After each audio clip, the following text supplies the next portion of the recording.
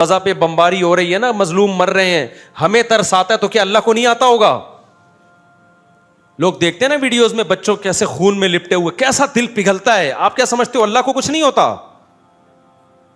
اللہ میں حلم بہت ہے. اللہ کہتے ہیں لا تحسبن اللہ غافلا عما یعمل الظالمون. ہمیں بس اشکال ہوتا ہے نا, اے اللہ تو تو بڑا ظالم ہے, معاذ اللہ کچھ بھی نہیں کر رہا. ہم اپنی حکومتوں سے مطالبہ کرتے ہیں کچھ کرو, لوگوں سے مطالبہ کرتے ہیں کچھ کرو, تو اللہ تو کون سا معاذ اللہ کچھ کر رہا ہے؟ اللہ جواب میں کیا کہتے ہیں؟ لا تحسبن اللہ غافلا عما یعمل الظالمون. ظالم لوگ جو کچھ کر رہے ہیں اللہ کو ہرگز ان سے غافل مت سمجھو. اے اللہ جب تو سب دیکھ رہا ہے, غافل بھی نہیں ہے, عذاب کیوں نہیں دیتا؟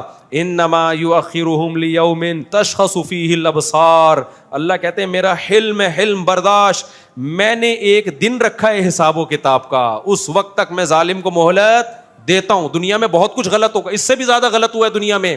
اور اے بھائی پیغمبر زکریا علیہ السلام, پیغمبر کا کتنا بڑا مقام ہوتا ہے. آج کسی ہم جو عبید اللہ بن زیاد کوفہ کا گورنر, اس پہ لعنتیں کیوں بھیجتے ہیں؟ حسین ابن علی کو قتل کیا نا اس نے کربلا میں, نبی کے نواسے کو. پوری دنیا میں کوئی ہے جو اس کا نام احترام سے لے ابن زیاد کا؟ تو اتنے بڑے بڑے ظلم ہوئے, اللہ نے اسے کچھ کیا؟ وہ پھر بھی گورنر رہا, نہ معزول ہوا, دندناتا رہا, اپنی طبی موت مرا ہے وہ. آپ خود اندازہ لگاؤ, آج کسی نیک آدمی کو کوئی قتل کرتے انسان کی روح کانپ اٹھتی ہے, نبی کے نواسے کے قتل پہ کیا ہوا ہوگا؟ یعنی کیسا, کتنا بڑا جرم ہے نا. اور وہ گردن کاٹ کے نبی کے نواسے کی قاتل نے معاذ اللہ ابن زیاد کے سامنے لا کے رکھی ہے, سامنے لا کے رکھے. کیا یعنی ذرا سا انسان کے سینے میں دل ہو, کانپ جاتا ہے, یہ بات سن کے کانپ جاتا ہے. اور وہ بدبخت کیا کر رہا تھا؟ چھڑی سے آپ کے ہونٹوں کو ٹچ کر رہا تھا. وہاں صحابی رسول نے فرمایا کہ بس کر, میں نے محمد صلی اللہ علیہ وسلم کو کئی بار ان ہونٹوں پہ اپنے ہونٹ رکھتے ہوئے دیکھا ہے.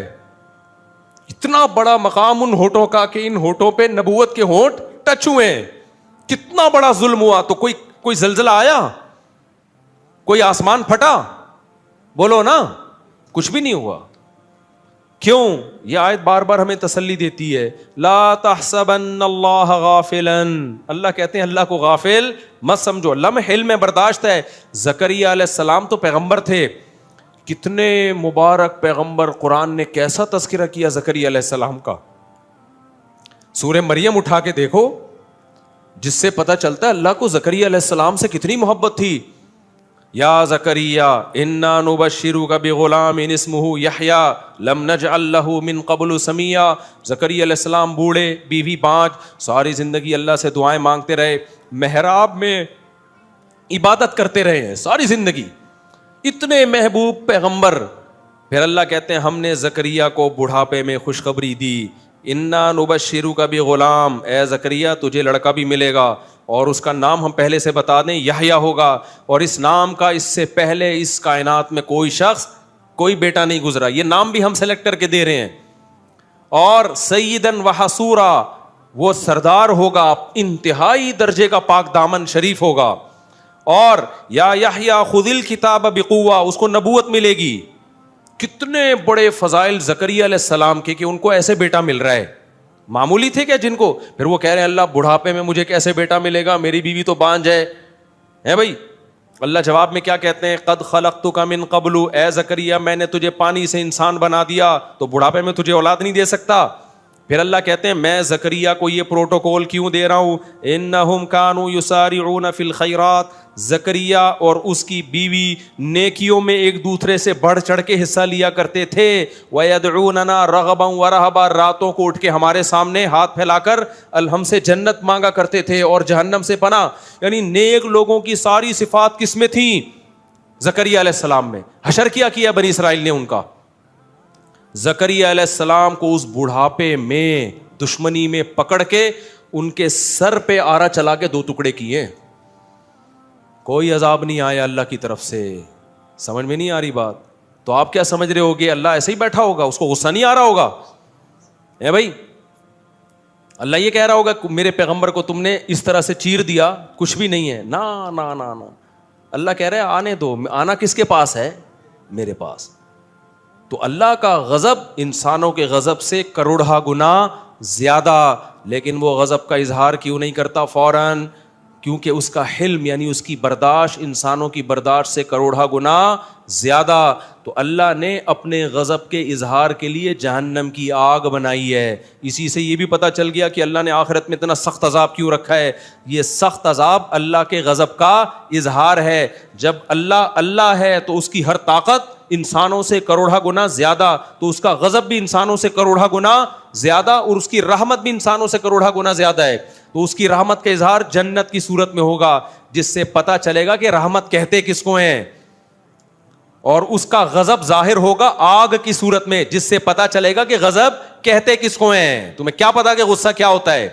دیکھو ایک کمزور آدمی جب یا جو غریب آدمی کسی کو دعوت دیتا ہے تو کیسے دعوت دے گا؟ وہ کہے گا کبھی ہمارے پاس آنا, ہم آپ کو کھانا کھلائیں گے.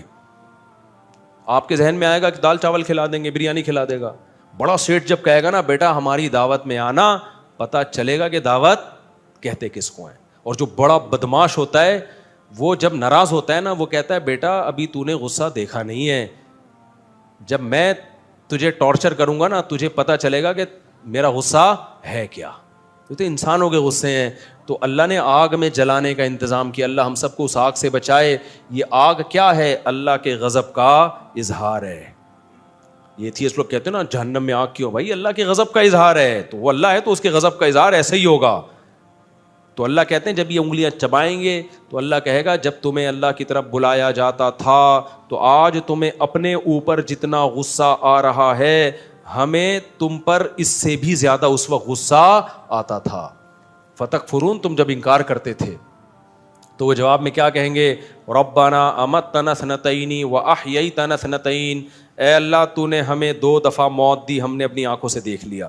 ایک موت تو ہماری پیدائش سے پہلے, وہ بھی ہم مردہ ہی تھے نا, اور پیدا کر کے تو نے ہمیں دوبارہ موت دی. یہ 2 قدرت دیکھی ہم نے. پھر تو نے ہمیں 2 زندگیاں دیں. ایک زندگی تو ہم نے دیکھ لی تھی, دوسری ہماری سمجھ میں نہیں آتی تھی کہ بار بار کہتے تھے کون پیدا کرے گا, دوبارہ کیسے پیدا ہوں گے. تو خود اپنی بے عقلی بتا رہے ہوں گے کہ جو موت دے کے زندگی دے سکتا ہے وہ دوبارہ زندہ کیوں نہیں کر سکتا. تو کہیں گے اللہ ہم نے دوسری زندگی بھی اپنی آنکھوں سے دیکھ لی, مان لیا کہ حساب و کتاب ہے, لیکن اس وقت ماننے کا کوئی فائدہ نہیں ہوگا. جہنمی جب جہنم میں جائیں گے تو کیا کریں گے؟ اپنے دانتوں سے اپنی انگلیاں چبائیں گے.